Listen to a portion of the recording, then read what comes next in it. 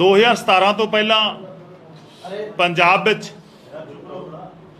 श्रोमणी Akali Dal BJP की सरकार सी और 2015 ਵਿੱਚ पंजाब ਵਿੱਚ ਵੱਡੀ ਪੱਧਰ ਦੇ ਉੱਤੇ धार्मिक ग्रंथों की बेअदबी हुई, गुरु ग्रंथ साहब की बेअदबी हुई, बहबल कलां मलके बहुत सारे जगह के उत्ते पंजाब ਵਿੱਚ गुरु ग्रंथ साहब की बेअदबी हुई और बाकी धार्मिक ग्रंथों की बेअदबी हुई। 2015 तो लैके जून 2022 तक किसी एक भी केस का फैसला ना श्रोमणी अकाली दल बीजेपी की सरकार के समय होया, ना ही पुरानी कांग्रेस पार्टी की सरकार, चाहे वह कैप्टन साहब की सरकार सी, चाहे चन्नी साहब की सरकार सी। 3 मुख्यमंत्री हो चुके 2015 तो लैके 22 तक और 3 मुख्यमंत्रियों ने दे समय दौरान जिहड़ी बेअदबी 2015 च हुई या 15 तो बाद हुई, एक भी फैसला नहीं हो सकिया।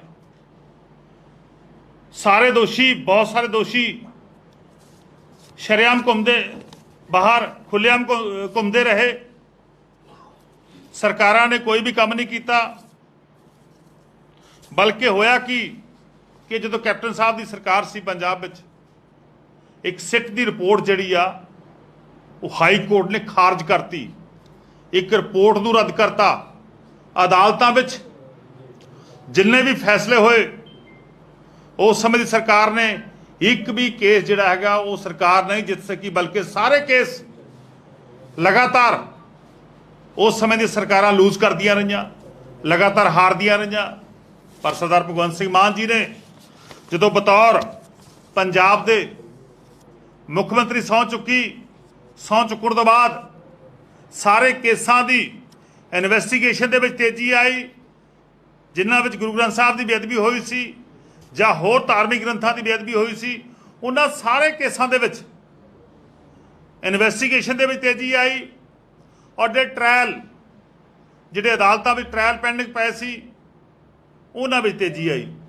क्योंकि कई बंदे कहते हैं कि अदालतां दा काम आ, पर लेकिन अदालतां विच सबूत किहने पेश करने हुंदे नेगे?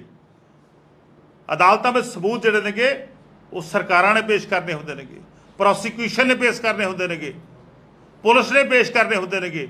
वो भी जिहड़े उन्हां समय पुरानियां सरकारां दे समय वो भी जिहड़े सबूत सीगे वो लुका लाए जांदे सी, छुपा लाए जांदे सी या इंटेंशनली विदहेल्ड कर लाए जांदे सीगे ताकि जिहड़े लोग ने जिन्हां ने गुरु ग्रंथ साहब की बेअदबी कीती है वो बचाए जा सकण। उसका कारण बड़ा स्पष्ट आ कि 2 पार्टियां दा आपस विच फिक्सिंग मैच सीगा।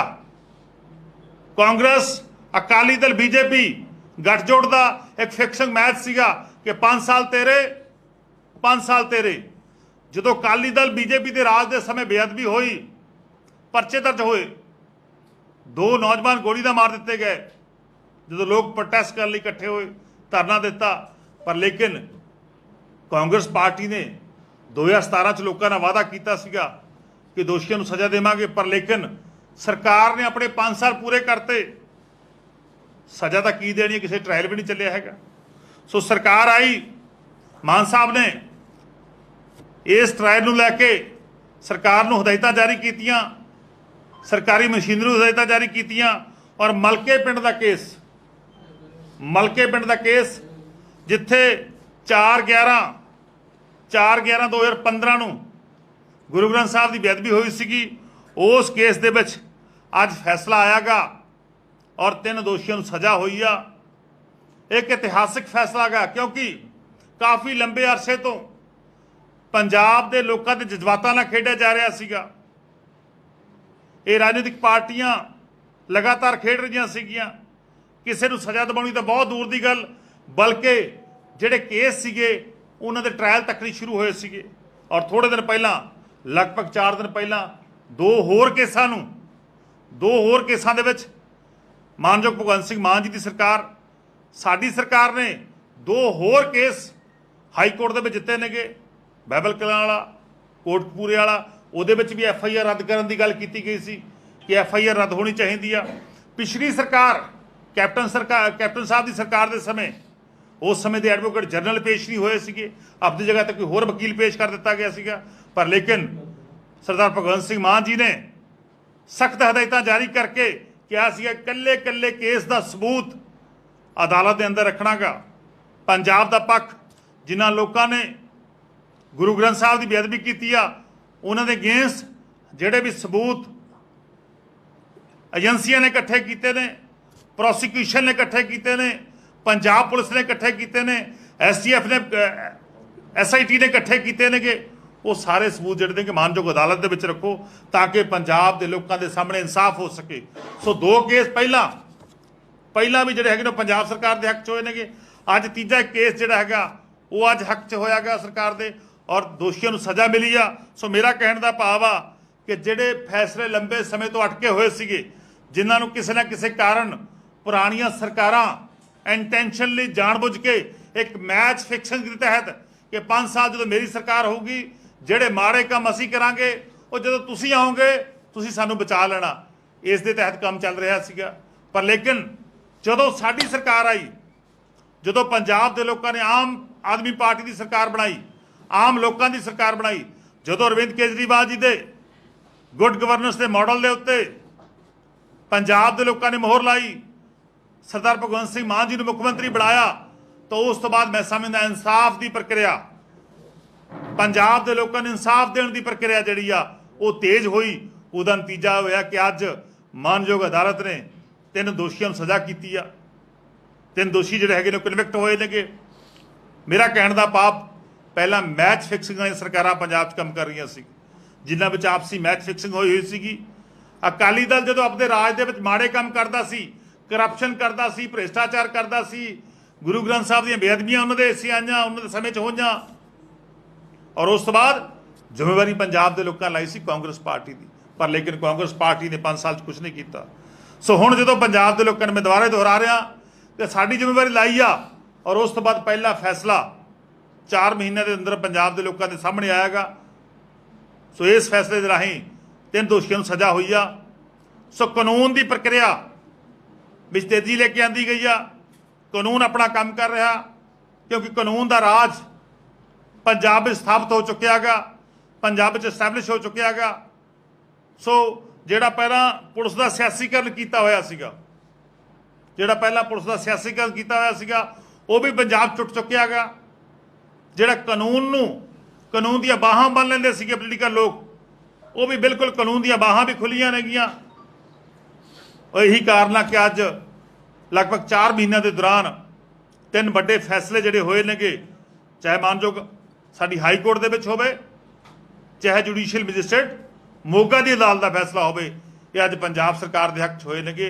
सो मान साहब की सरकार के समय मैं समझदा पंजाब के लोगों को इंसाफ मिलने लग पिया, और जिन्होंने लोगों ने जिहड़े लोगों ने गुरु ग्रंथ साहब की बेअदबी की उन्होंने सज़ा भी मिलने लग पई। हाँ जी, कोई सवाल?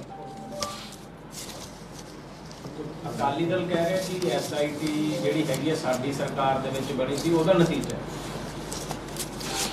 देखो पिछले 5 साल कोई ये नहीं हुंदा कि जिहड़ा केस जुडिशियल मजिस्ट्रेट की अदालत पिया होवे ओहदी 5 साल बारी ना आवे। 5 साल के दौरान जिहड़ी कानून की प्रक्रिया सी वो बड़ी स्लो चल रही सीगी, पर अदालत दे विच पेश करन दे अदालत दे विच सबूत पेश करन दी जिहड़ी प्रक्रिया हुंदी आ उहदे विच ढिलमठ बरती जा रही सी, क्योंकि पुरानी सरकार के बंदियां नूं जां जिन्हां ने उन्हां दी सरकार दे समय काम कीता सी, गलत काम कीता सी, उन्हां नूं बचाउण दी प्रक्रिया सी जिहड़ी आ वो जारी हुई सी। पर लेकिन असी साडी सरकार का पहला फैसला जिहड़ा विदिन 4 मंथ दे विच आया गा, पहले 4 महीनों के विच आया गा। सो मैं समझदा गा इस समय पंजाब विच कानून का राज जिहड़ा एस्टैबलिश हो चुकिया गा। ਜਿਹੜੇ ਹੋਰ ਮਸਲੇ ਹੈਗੇ ਨੇ ਚੀਮਾ ਸਾਹਿਬ, ਜਿਹੜੇ ਸਬ ਜੁਡਿਸ ਹੈਗੇ ਨੇ ਉਹਨਾਂ ਦੇ ਵਿੱਚ ਕਿੰਨੀ ਕੁ ਜਲਦੀ ਉਮੀਦ ਹੈਗਾ ਕਿ ਜਿਵੇਂ ਅਕਾਲੀ ਦਲ ਨੇ ਸਵਾਲ ਕੀਤਾ ਕਿ ਬਾਕੀ ਦੇ ਜਿਹੜੇ ਮਸਲੇ ਨੇ ਉਹਨਾਂ ਦੇ ਵਿੱਚ ਕਦੋਂ ਤੱਕ ਜਿਹੜਾ ਹੈਗਾ ਕਾਰਵਾਈ ਪੂਰੀ ਹੋਏਗੀ? ਦੇਖੋ 2 ਇਸ ਤੋਂ ਪਹਿਲਾਂ ਮਾਮਲੇ ਹੋਰ ਸੀਗੇ ਜਿਹੜੇ ਮਾਨਯੋਗ ਹਾਈ ਕੋਰਟ ਦੇ ਵਿੱਚ ਪੈਂਡਿੰਗ ਪਏ ਸੀਗੇ, ਉਹਨਾਂ ਦੋਹਾਂ ਕੇਸਾਂ ਦੇ ਵਿੱਚ ਫੈਸਲਾ ਆ ਚੁੱਕਿਆ ਗਾ। ਔਰ ਮੈਂ ਇਹਨਾਂ ਨੂੰ ਪੁੱਛਣਾ ਚਾਹੁੰਦਾ ਗਾ ਕਾਂਗਰਸੀਆਂ ਨੂੰ, ਅਕਾਲੀਆਂ ਨੂੰ ਕਿ ਤੁਹਾਡੇ ਕੋਲੇ ਸਫੀਸ਼ੀਐਂਟ ਸਮਾਂ ਸੀਗਾ, ਤੁਹਾਡੇ ਕੋਲੇ ਸਫੀਸ਼ੀਐਂਟ ਸਮਾਂ ਸੀਗਾ, ਤੁਸੀਂ ਆਪਣੇ ਸਮੇਂ ਦੇ ਦੌਰਾਨ ਇੱਕ ਵੀ ਫੈਸਲਾ ਨਹੀਂ ਕਰਾ ਸਕੇ, ਕਿਉਂਕਿ ਗੁਰੂ ਗ੍ਰੰਥ ਸਾਹਿਬ ਦੀਆਂ ਬੇਅਦਬੀਆਂ ਤੁਹਾਡੇ ਰਾਜ 'ਚ ਹੋਈਆਂ ਸੀ, ਤੁਹਾਡੇ ਸਮੇਂ ਵਿੱਚ ਹੋਈਆਂ ਸੀ। ਇਹੀ ਕਾਰਨ ਹੈ ਕਿ ਤੁਸੀਂ ਆਪਣੇ ਆਪ ਨੂੰ ਬਚਾਉਣ ਦੇ ਲਈ ਕੋਈ ਵੀ ਕਾਰਵਾਈ ਸਮੇਂ ਸਿਰ ਨਹੀਂ ਕੀਤੀ, ਔਰ ਮਾਨ ਸਾਹਿਬ ਨੇ ਸਮੇਂ ਸਿਰ ਕਾਰਵਾਈ ਕੀਤੀ ਆ। ਅੱਜ ਨਤੀਜਾ ਹੋਇਆ ਕਿ 4 ਮਹੀਨਿਆਂ ਦੇ ਵਿੱਚ ਰਿਜ਼ਲਟ ਪੰਜਾਬ ਦੇ ਲੋਕਾਂ ਦੇ ਸਾਹਮਣੇ ਤੁਸੀਂ ਕਹਿ ਰਹੇ ਹੋ ਕਿ ਟਾਈਮ ਲੱਗਿਆ, ਪਰ ਪ੍ਰਤਾਪ ਬਾਜਵਾ ਨੇ ਵੀ ਕੁਝ ਦਿਨ ਪਹਿਲੇ ਵੀਡੀਓ ਸ਼ੇਅਰ ਕੀਤਾ ਸੀ ਤੁਹਾਡੇ ਸੁਪਰੀਮੋ ਦਾ, ਤੇ ਕੁਝ ਦਿਨਾਂ ਦੀ ਗੱਲ ਕੀਤੀ ਸੀ ਤੁਹਾਡੇ ਸੁਪਰੀਮੋ ਨੇ, ਤੇ ਹੁਣ ਇੰਨਾ ਸਮਾਂ ਮਤਲਬ 4 ਮਹੀਨਿਆਂ ਬਾਅਦ ਤੁਸੀਂ ਅਚੀਵਮੈਂਟ ਦੱਸ ਰਹੇ ਹੋ ਕਿ ਸਾਡੇ ਟਾਈਮ 'ਚ ਹੋ ਰਿਹਾ, ਫਿਰ ਇੰਨਾ ਸਮਾਂ ਕਿਉਂ ਲੱਗਿਆ ਜਦੋਂ ਪਹਿਲਾਂ? ਦੇਖੋ ਗੱਲ ਇਹ ਆ, ਜਿਹੜੀਆਂ ਅਦਾਲਤ ਦੇ ਵਿੱਚ ਪੇਸ਼ੀਆਂ ਨਿਰਧਾਰਤ ਹੁੰਦੀਆਂ ਨੇਗੀਆਂ, ਜੋ ਅਦਾਲਤ ਦਾ ਆਪਣੀ ਇੱਕ ਪ੍ਰਕਿਰਿਆ ਹੈਗੀ, ਉਹ ਅਦਾਲਤ ਦੀ ਪ੍ਰਕਿਰਿਆ ਜਿਹੜੀ ਪੂਰੀ ਹੋਈ ਆ। ਅਸੀਂ ਇੱਕ ਵੀ ਕੋਈ ਵੀ ਐਡਜਰਨਮੈਂਟ ਨਹੀਂ ਲਈ ਹੈਗੀ, ਕੋਈ ਵੀ ਵਾਧੂ ਸਮਾਂ ਨਹੀਂ ਲਿਆ ਗਾ, ਅਸੀਂ ਵਿਦਿਨ ਸਮੇਂ ਦੇ ਦੌਰਾਨ ਕਾਰਵਾਈ ਕੀਤੀ ਆ। ਇਹਨਾਂ ਨੇ ਤਾਂ 5 ਸਾਲ ਲੰਘਾਤੇ। ਮੈਂ ਬਾਜਵਾ ਸਾਹਿਬ ਨੂੰ ਪੁੱਛਣਾ ਚਾਹੁੰਦਾਗਾ, ਤੁਸੀਂ ਤਾਂ 5 ਸਾਲ ਚਿੱਠੀਆਂ ਲਿਖਦੇ ਰਹੇ ਦੇਸ਼ ਦੀ ਪਾਰਲੀਮੈਂਟ ਦੇ ਵਿੱਚ, ਤੁਸੀਂ ਇੱਕ ਵਾਰ ਵੀ ਗੁਰੂ ਗ੍ਰੰਥ ਸਾਹਿਬ ਦੀ ਬੇਅਦਬੀ ਦਾ ਮਾਮਲਾ ਨਹੀਂ ਉਠਾਇਆ। ਬਸ ਚਿੱਠੀ ਜ਼ਰੂਰ ਲਿਖ ਦਿੰਦੇ ਸੀ, ਥੋੜੇ ਦਿਨਾਂ ਬਾਅਦ ਜਿਹੜਾ ਪਿਆਰ ਸੀ ਉਹਨਾਂ ਦਾ, ਉਹ ਸਰਦਾਰ ਪੁਰਾਣੇ ਜਿਹੜੇ ਸਾਡੇ ਮੁੱਖ ਮੰਤਰੀ ਸੀ ਕੈਪਟਨ ਸਾਹਿਬ ਪ੍ਰਤੀ, ਉਹ ਜਾਗ ਪੈਂਦਾ ਸੀਗਾ। ਇੱਕ ਅੱਧੀ ਚਿੱਠੀ ਲਿਖ ਕੇ ਆਪਣੀ ਹਾਜ਼ਰੀ ਪੰਜਾਬ ਜ਼ਰੂਰ ਲਵਾਉਂਦੇ ਰਹੇ, ਪਰ ਉਹਨਾਂ ਨੇ ਕੋਈ ਵੀ ਜਿਹੜਾ ਹੈਗਾ ਕਦਮ ਨਹੀਂ ਚੁੱਕਿਆ ਜਿਹਦੇ ਰਾਹੀਂ ਗੁਰੂ ਗ੍ਰੰਥ ਸਾਹਿਬ ਦੇ ਜਿਹਨਾਂ ਨੇ ਬੇਅਦਬੀ ਕੀਤੀ ਉਹਨੂੰ ਸਜ਼ਾ मिल सके। हाँ जी,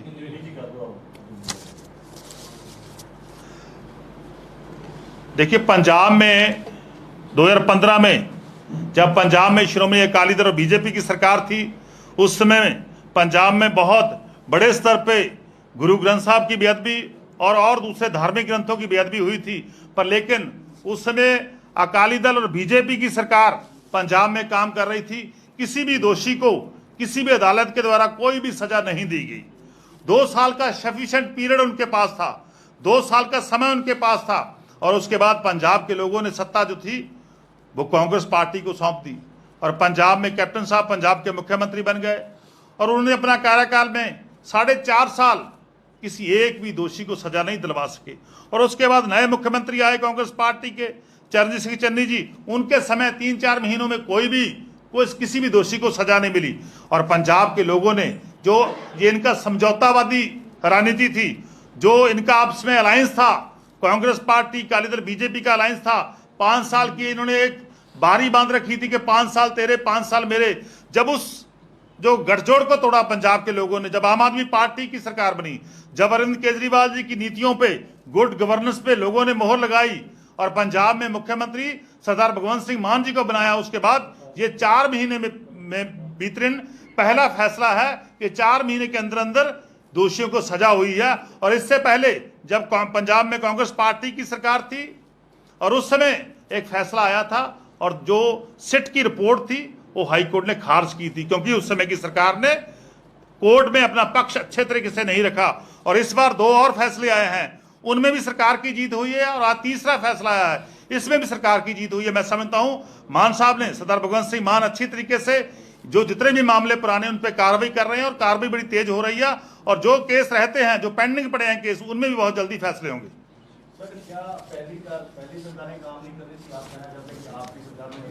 बिल्कुल बिल्कुल, देखिए पहली सरकारें क्या थी, जो गलत काम श्रोमणी अकाली दल बीजेपी की सरकार में होते थे, उनके ऊपर पर्दा जो है वो कांग्रेस पार्टी डालती थी।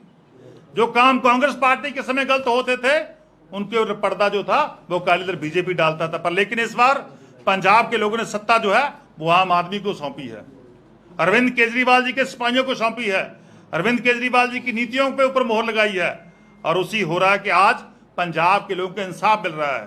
सो इंसाफ मिलने की प्रक्रिया जो शुरू हो चुकी है, इसको और भी तेज करेंगे। जो भी कोई दोषी होगा, जिसने भी गुरु ग्रंथ साहब की बेअदबी की है, या किसी और धार्मिक ग्रंथ की बेअदबी किया, उन सभी को सलाखों के पीछे जाना पड़ेगा। जितने भी केस अदालतों में पेंडिंग पड़े हैं, उन सब में तेजी लाई जाएगी, और सभी केसों को बहुत जल्द उनका निपटारा हो जाएगा।